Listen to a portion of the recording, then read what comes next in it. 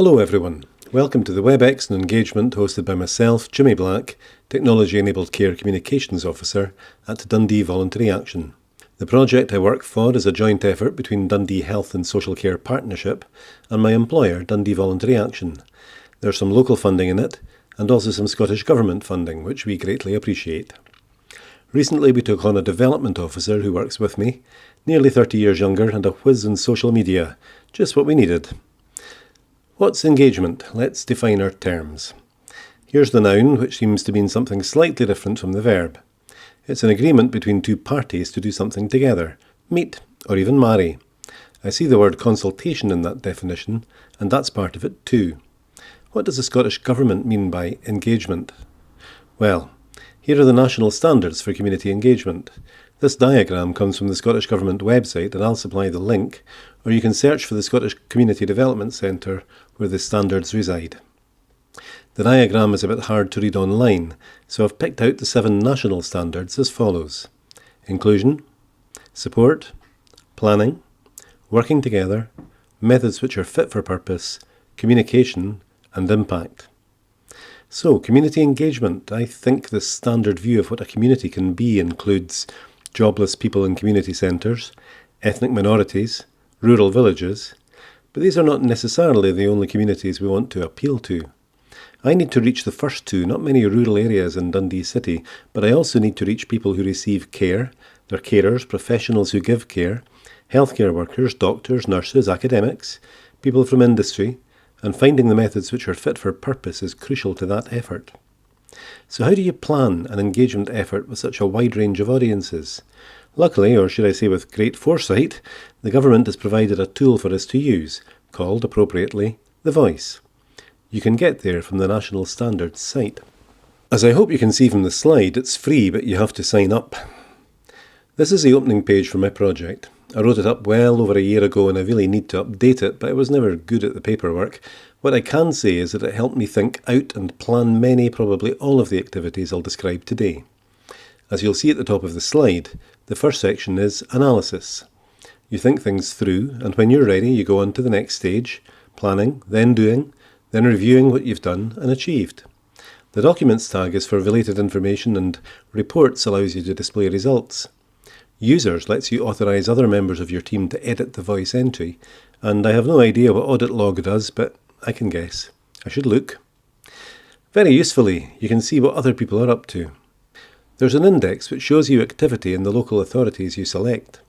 You don't get to see all their detailed planning, just the front page and summary reports. The Voice is a good tool. It makes you take time to think about what you're doing and what you want out of the exercise.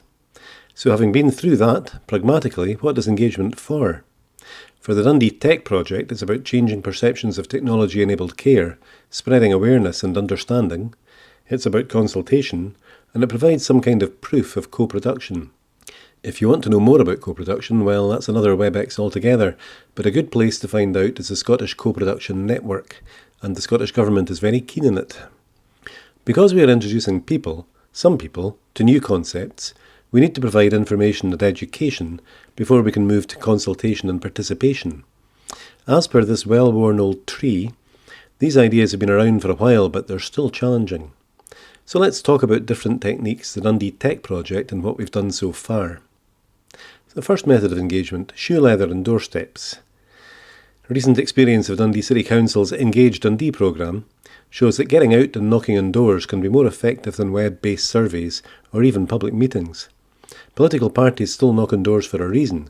It's cheap because they use volunteers, but most importantly it's direct personal contact. It feels real, and you get more detail. Dundee's Equally Well programme did the same thing, targeting areas of greatest poverty, identifying issues around mental health, and that led to funding for a community cafe.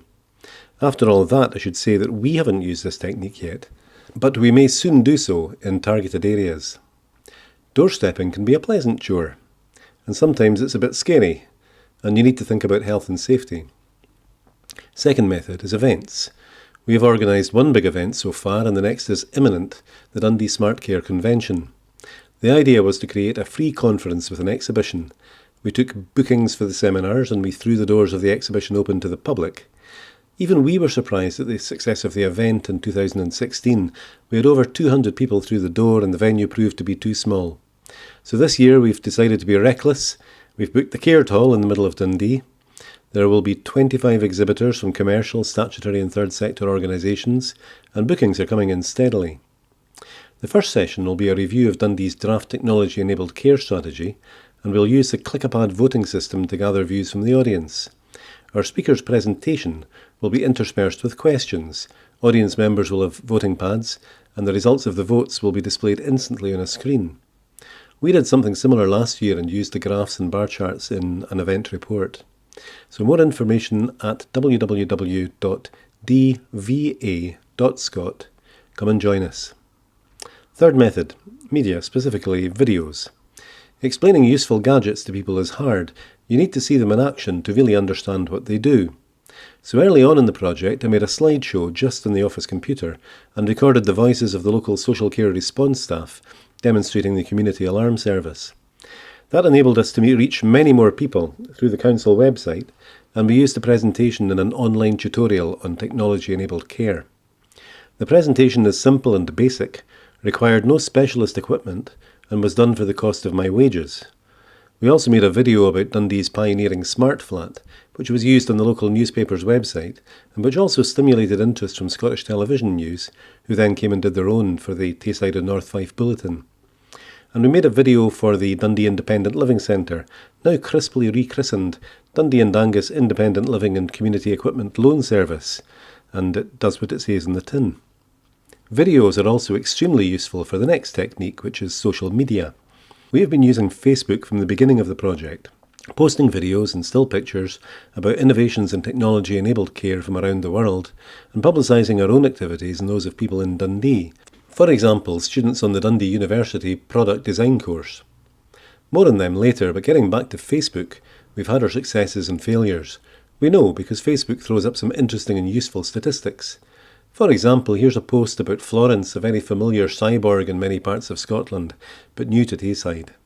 Florence is a text-based home health monitoring system, simple and cheap, and posts about her always attract a fair bit of interest.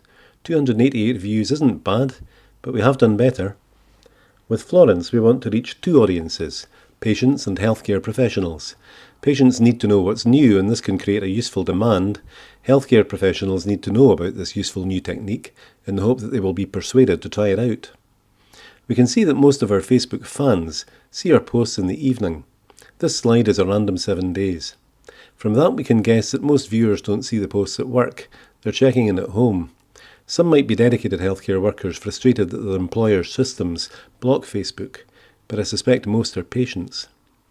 Probably our best performing post was about the PAMIS digital passport and linked to a video we made about that excellent project. We had 1,600 views and lots of shares. Posts about accommodation for people who are waiting for discharge from hospital have done very well.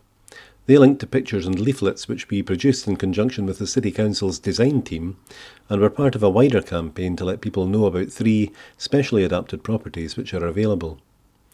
Our posts about the Smart Care conventions always get big audiences. Generally the posts we put up about interesting gadgets, like this one, get 50 or 100 views, not so many, but it keeps us current and generates interest. Sometimes they really take off, though. A post about a pair of gloves which recognise American Sign Language attracted 900 views.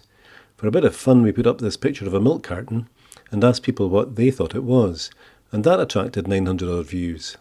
I'll come back to that. Now LinkedIn, we're just beginning to use LinkedIn. Possibly this would have been a better option than Facebook for communicating with care and healthcare professionals in a work environment. For example, if you search for people who work for Dundee City Council on LinkedIn, you get over 1,300 returns. The search isn't 100% accurate, but the council only has about 7,000 employees, so you can see that a significant number of the professional and managerial staff are on this platform. We plan to use LinkedIn for blogs, getting new ideas across, for event advertising, and for a limited number of posts, again highlighting new ideas. And we want interactivity. We want people to contact us, ask us questions, give us ideas, update us. Another technique, uninvited research. This technique runs the risk of being impolite, and our attempts at this generated both positive reactions and a bit of suspicion. As we all know, the internet is a handy source of health information. I used it myself the other day, but finding a reliable source of Scottish information is not always straightforward. People trust their family doctors, so I looked at the local GP's websites to see what they were like. I looked for the best GP websites I could find in Scotland, counted up the features and then surveyed the 23 Dundee surgeries to compare and contrast. Some were really good, some were adequate, some were awful, like this one. Some pointed people at the English NHS choices and made no mention of the Scottish NHS Inform. NHS choices is good, but some of the information is wrong for Scotland. For example, how you register a death. Some allowed people to make appointments or update forms online, others had no online facilities at all. So I created an anonymous spreadsheet, contacted the local GP practice managers, attended a meeting, revealed my results and had a discussion. There was a small amount of, how very dare you, and oh that's interesting but we haven't got time or resource for this, and some real enthusiasm from practices who saw the potential for saving time and improving service. It led to a good one-to-one chat with a practice manager and some correspondence with practices who wanted to know how their website had scored. Looking at the websites now, there have been some real improvements. Maybe that would have happened anyway, who knows, but not in every case. On reflection, it was a valuable exercise, but maybe I should have let them know what I was doing before I did it. We live and learn. Talks. The advantage of being part of the local third sector is that we sit at the hub of a whole range of networks, reaching people involved in commissioning and delivering and receiving care and healthcare. So we try and get ourselves invited to give talks to our member organisations, and this is something we can develop further this year with the arrival of my new colleague. An example is a session with workers at Dundee Carer Centre, a real opportunity to speak directly to the people who could benefit or suffer from the introduction of technology-enabled care, and people who have a proper grip of the complexities of self-directed support. A short video followed by a talk, followed by questions and answers, is a classic format, but it still works, and as a speaker, I often learn more from the audience than they learn from me. Industry forums. Dundee City Council's Economic Development section runs an industry networking group called Bio Dundee. We heard they were doing a session on healthcare and asked to join in.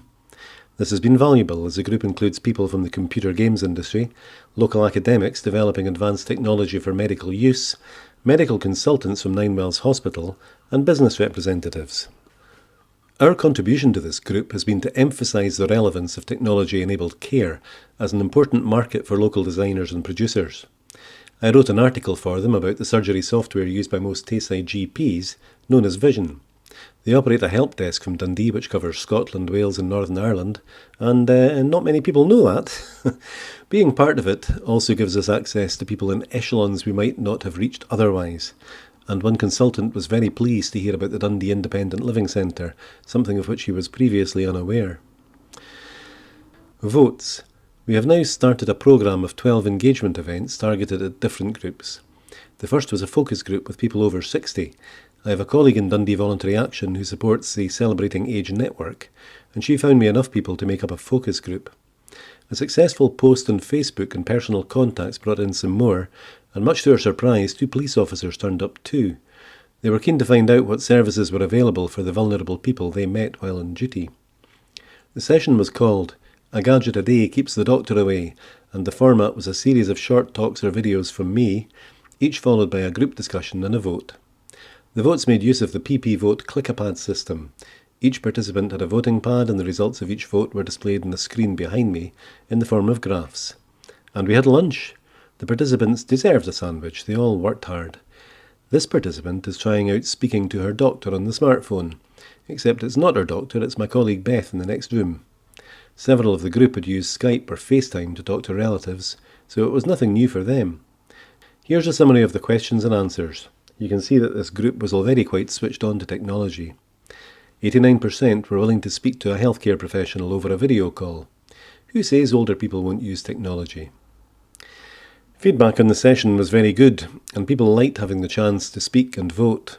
They left knowing more, and I left with some useful, if unscientific, information. So that's some of what we've done so far. I said we would come back to the interesting object, and that brings us to Dundee University's product design students. The art school is part of the uni, and their social digital design students come up with a whole range of fascinating ideas, which are directly related to technology-enabled care. We flagged up an idea called the Daily Communication Assistant, which enabled carers to send messages and make video calls to their relatives with dementia. It involved a tablet, set up in a really simple way, and we sent the idea to the Digital Health Institute. They've been looking at it to see if it can be developed for the market. This beautiful object never made it to market. It was produced by a student who went into occupational therapy. In case you're wondering, it's a milk carton which glows different colours. Your mother or father has one in their fridge. You have one in your fridge too, wherever you live. If the fridge door doesn't open for an unusual length of time, your carton changes colour and you spot it the next time you need milk for your tea. Brilliant!